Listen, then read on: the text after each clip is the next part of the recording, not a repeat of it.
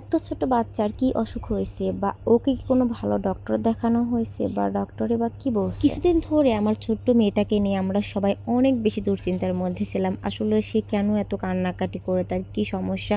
আমরা এর আগে পাবনা অনেকবার গেছি বা অনেক ডক্টর দেখাইছি, কিছুতেই আমাদের এই সমস্যার সমাধান হচ্ছিল না।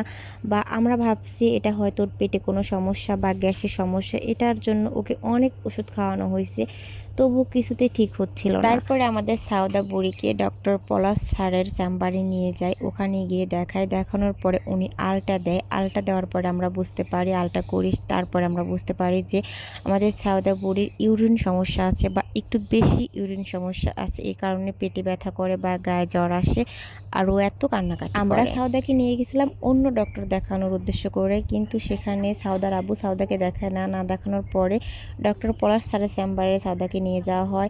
এখানে নেওয়ার পরে সাউদা এখন অনেক সুস্থ এবং ওষুধগুলো দিয়েছে, ওষুধগুলো খাওয়াচ্ছি, এখন অনেক সুস্থ হয়ে গেছে।